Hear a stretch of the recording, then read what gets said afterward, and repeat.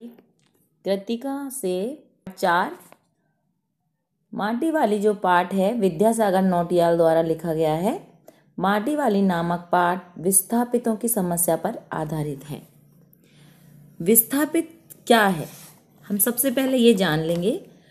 विस्थापन का अर्थ है एक स्थान से उजड़कर दूसरे स्थान पर बसना। यह बहुत बड़ी समस्या है। विस्थापन से जीवन पूरी तरह हिल जाता है। कुछ भी निश्चित नहीं रहता, सब कुछ अनिश्चित हो जाता है और पूरी व्यवस्थाएं छिन्न भिन्न हो जाती हैं। पुराने मित्र छूट जाते हैं, आदतें लाचार हो जाती हैं। नए स्थान पर फिर से व्यवस्थाएं बनानी पड़ती हैं, नए मित्र बनाने पड़ते हैं, नए विश्वास जमाने पड़ते हैं, नए स्थान के अनुसार ढलना पड़ता है। एक प्रकार से विस्थापन पुनर्जन्म के समान होता है।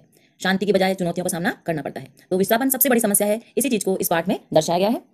टिहरी में भागीरथी नदी पर बहुत बड़ा बांध बना है, जिसमें पूरा टिहरी शहर और उसके पास के अनेक गांव डूब गए। पहले जो लोग अपने घरों व्यापारियों से जुड़े थे, उनके सामने अचानक विस्थापित होने की समस्या उपस्थित हो गई। माटी वाली कहानी भी इसी विस्थापन समस्या से जुड़ी हुई है। बूढ़ी माटी वाली पूरे टिहरी शहर में जो था वहाँ मिट्टी बेचती थी और सारे शहर के लोग उसे माटी वाली के नाम से जानते हैं। एक दिन माटी वाली मिट्टी बेचकर घर में पहुंचती है तो मकान मालिक ने उसे 2 रोटी दी। माटी वाली ने उसमें से एक रोटी अपने सिर पर रखे गंदे कपड़े में बांध ली। तब तक मालकिन चाय लेकर आई। पीतल के पुरानी गिलास में माटी वाली फूंक फूंक कर चाय सड़कने लगी। माटी वाली ने कहा कि पूरे बाजार में अब किसी के पास ऐसी पुरानी चीजें नहीं रह गई। मतलब जो पीतल का गिलास था वो उसे देखने में पुराना और एंटीक पीस लग रहा था। जिस दिन मालकिन ने कहा कि ये पुरखों की चीजें हैं, न जाने किन कष्टों के साथ इन्हें खरीदा गया होगा। अब लोग इनका कद्र भी नहीं करते। अपनी चीज का मोह बहुत बुरा होता है और टिहरी का मोह भी ऐसा ही है। माटी वाली ने कहा कि जिनके पास जमीन या कोई संपत्ति है उसे कोई ठिकाना मिल ही जाता है, लेकिन माटी वाली जैसे बाल जो है मजदूरों का क्या होगा। माटी वाली उस दिन 2-3 घरों से मिट्टी पहुंचाकर 3 रोटी बांधकर अपने बुढ़े पति के लिए लाई थी। वह रोज इसी आस में बैठा रहता था कि उसकी जो माटी वाली उसकी जो पत्नी है वो आएगी, उसके लिए प्याज कूट कर रोटी उसके साथ देगी। घर पहुंची तो देखा कि माटी वाली ने देखा कि वो बुढ़ा मर चुका है।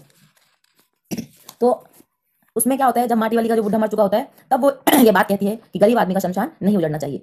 इस कथन से यह अभिप्राय है कि गरीब आदमी का रहने का ठिकाना नहीं होता। गरीब आदमी अपने स्थान से उजड़कर दूसरे स्थान पर बसने में समर्थ भी नहीं हो सकता, इसलिए वह अपने मूल स्थान से उखड़ गया तो फिर उसकी मिट्टी खराब हो जाती है, वह मारा मारा फिरता है। इसलिए उसे अपने निवास स्थल जो है उस पर अंतिम सांस लेने का भी अधिकार होना चाहिए। अंतिम यात्रा अर्थात शमशान तक वह वहीं रहना चाहिए। नहीं तो कहा जाता है कि गरीब आदमी का तो शमशान नहीं उजड़ना चाहिए, मतलब उसे तो फिर वहाँ कोई जलाने के लिए जगह भी नहीं मिलती। तो इस समस्या को इसमें दर्शाया गया है और इसका उद्देश्य क्या है। माटी वाली जो कहानी है वो एक उद्देश्यपूर्ण कहानी है। टिहरी गांव के कारण जो विस्थापित हुए असहाय गरीब की जो दुर्दशा है वो इसमें दिखाई गई है। लेखक कहना चाहता है कि टिहरी गांव की जो विस्थापित पीड़ा है उसको समझो, जानो और उनके साथ सहानुभूति प्रदान करो। कहानी का जो आरंभ है माटी वाली के महत्व और उसके काम के वर्णन से जुड़ा हुआ है, क्योंकि वो पूरे शहर में माटी देती थी तो उसी के नाम से इसका शीर्षक रखा गया है। उसने हमेशा टिहरी वासियों की सेवा की। उसकी लाई हुई मिट्टी हुई टिहरी वासियों ने अपने घर के चूल्हे लिपे, अपने घर के जो फर्श थे उनके लिए पाई पुताई की। उसके सहारे जो लोगों के से जो उसे उसकी एवज में मिलता था उसी के सहारे वो अपना जीवन चलाती थी। लेखक ने प्रश्न उठाया कि जब टिहरी बांध के कारण उसे अपना ठिकाना छोड़ना पड़ेगा तो वे कहाँ जाएगी।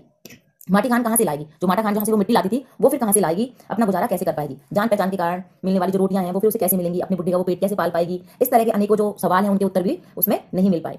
तो सरकारी जो अधिकारी हैं और जब वो जलाने के लिए उस बुढ़े के लिए कहती है तो सरकारी अधिकारी तो उसका आधार या उसका जो कहते हैं ना मूल निवास प्रमाण पत्र आदि मांगते हैं, तो उनके पास वो सब कागज पत्र वगैरह नहीं होते। तो ऐसे लोगों का तो कोई ठिकाना ही नहीं होता। इसी चीज को इस कहानी में दर्शाया गया है। इसी के साथ खत्म करते हैं, अगली वीडियो में फिर मिलेंगे। Good bye.